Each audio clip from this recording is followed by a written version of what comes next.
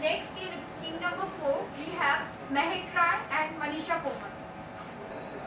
To be able to start a new line of thoughts, to be able to create new beginnings, and then to be able to execute them, all that we need is a spark.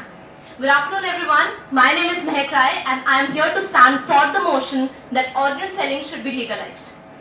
What is the first thought that comes to our mind when we think of organ selling? It's not who the donor is, as was mentioned by the previous speaker. The first thought is of disgust. This right here is the problem. Thinking and thinking emotionally are as far apart as they can get. When the basics of every new idea is emotion, when it is driven by conservative emotions, it becomes difficult to shift in the direction of reason. Consider a scenario of mother who is poor. I am talking about India, not about other countries. A mother who is poor who wants to get her son treated for chronic renal failure of aged 12 years. We don't provide her medical insurance because really we don't. We don't allow her to get free transplantation because that is not feasible.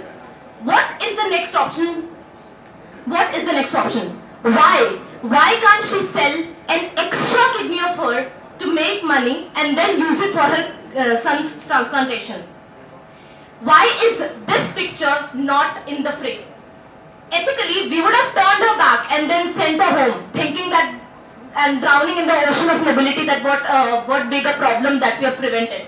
But this fake nobility resulted in her going back and watching her child die. Where is the nobility? Where are the ethics? This is my question. But if the roles were to be switched, this scenario would have been totally different. A rich man would always find ways to illegally exploit a poor person for selling his organs. If everything is already happening in the current world, why can't we keep a meticulous check on it? I don't understand. People won't stop selling organs because we have to understand we don't live in an ideal world. We can just try to create this real world better.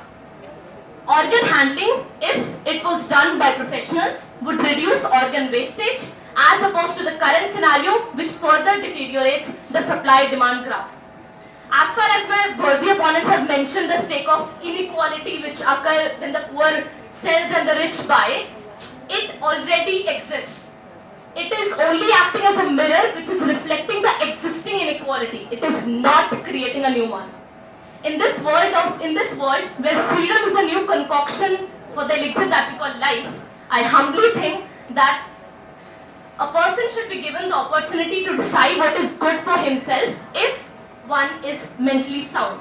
Before I leave this place, I just want to say that medical science is evolving so much that we ourselves don't know the depth up to which we can go and extract information.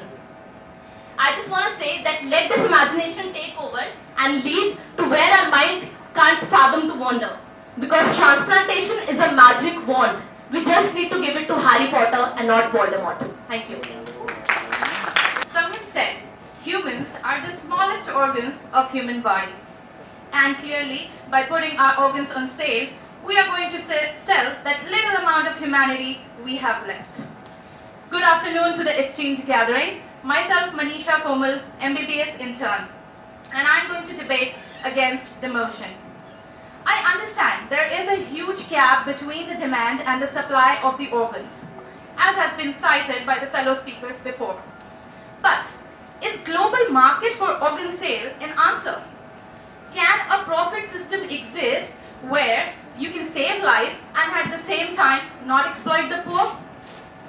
I could cite a myriad of examples of exploitations already going on. None of my previous speakers spoke about it. To quote a few, there is a slum in Manila, Philippines that goes by the name of Kidney Wild because almost 3,000 donors live there. Now, if we make organ selling legal, what do you think the sick patients, or should I say the rich patients, would do? Because only they have the money for the transplant. They would scavenge places like Manila. Just a few weeks ago, the case of Uyghur Muslims came to light. I think many of you would have read too. As to how China is harvesting organs from these Uyghur Muslims who are living there as a minority community. If you read about the barbaric way in which they are treated and the way their genocide is happening, trust me, your bones will freeze. As some of the speakers argued, legalizing can actually stop this black market. But come on, whom are we kidding? Can we? It is a sad indictment of human condition that wherever there is a market, people try to find profit margin, even if it leads to sucking others dry. Now some of you may argue, it is their body, and if by selling organs they can earn their livelihood, why not? We can provide them with proper compensations and they can live their life. Answer one simple question. If they're just trying to earn their livelihood, the children of these people can also work in the factories even before the age of 14 because they're somehow trying to survive. So should we make that legal too? And for those who think legalization would enhance the donor pool, by a show of hands, tell me how many of you would donate your organs for money or ask your family members to do it for money? No, right?